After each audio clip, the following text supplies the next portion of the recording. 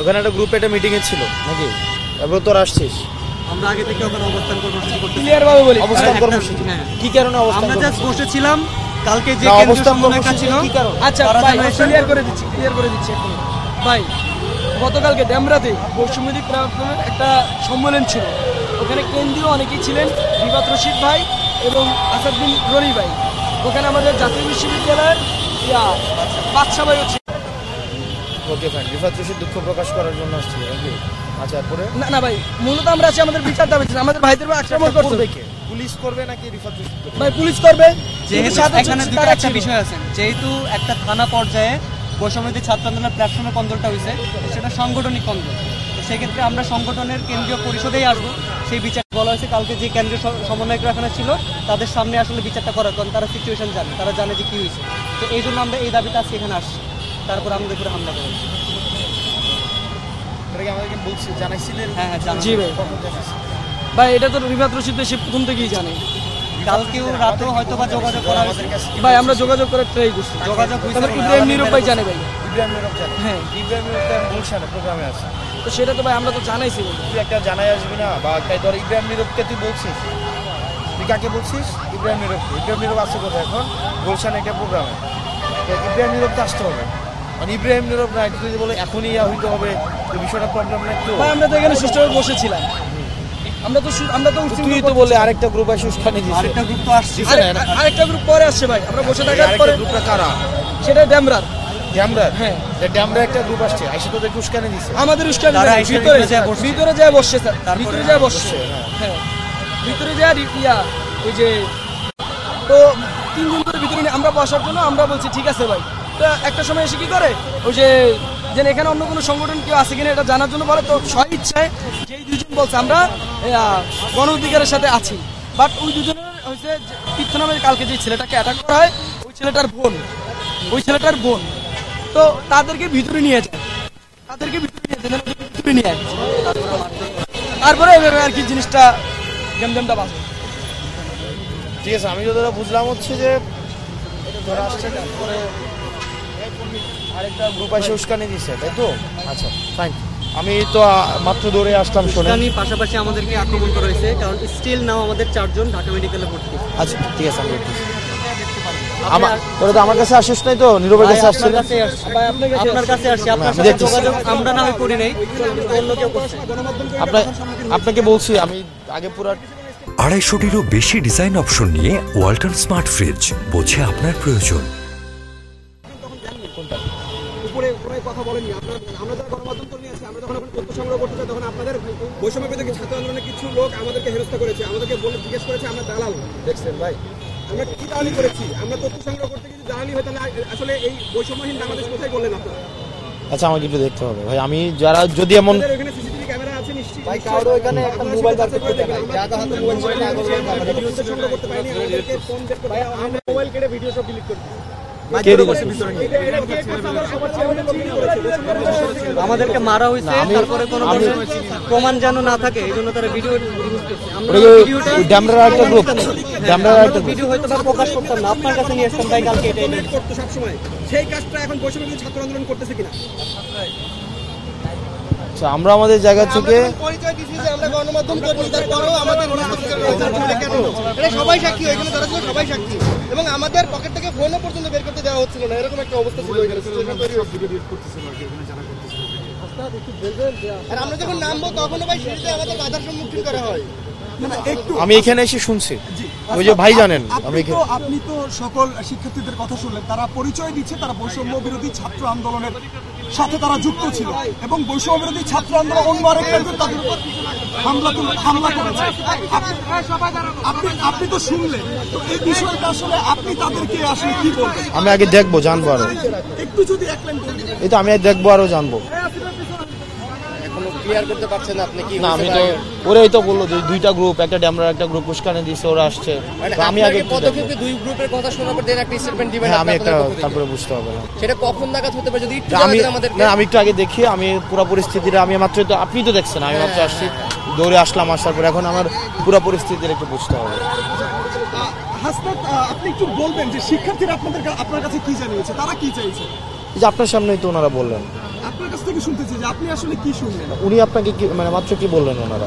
ঠিক আছে, এখন এই বিষয়ে আপনার আসলে কি বলার থাকবে যদি ছোট্ট করে গণমাধ্যম কর্মীরা এখানে আমি দেখবো, জানবো, এবং হচ্ছে ভাই যেটা জানিয়েছেন এটা খুবই কনসার্নিং। আমরা এই ঘটনা চাই না, আমরা এই বিষয়টাকে দেখব।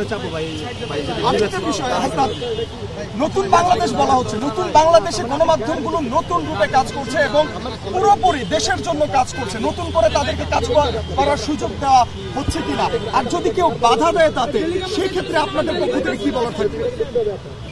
গণমাধ্যমের পূর্ণাঙ্গ স্বাধীনতা নিশ্চিত করার জন্য এই আন্দোলন হয়েছে এবং সেটা অব্যাহত থাকবে।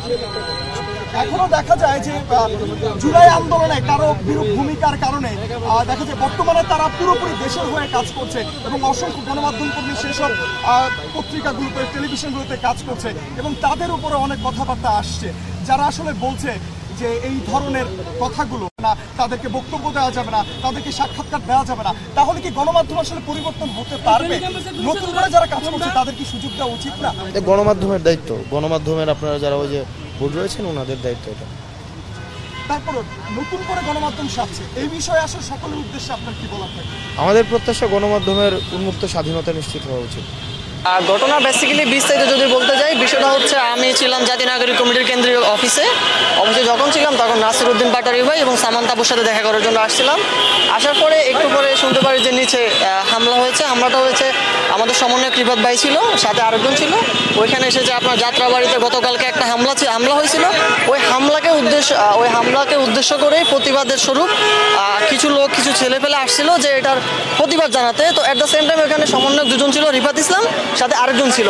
তো ওনাদের উপস্থিতিতেই ছাত্র অধিকার পরিষদের কিছু ছেলেপেলে ছিল, ইভেন হচ্ছে আপনার private university, at the same time জাতীয় বিশ্ববিদ্যালয় এবং তেজগাঁও ইউনিভার্সিটি কিছু ছেলেপেলে আসছে দাবি দেওয়া নিয়ে হামলার বিরুদ্ধে।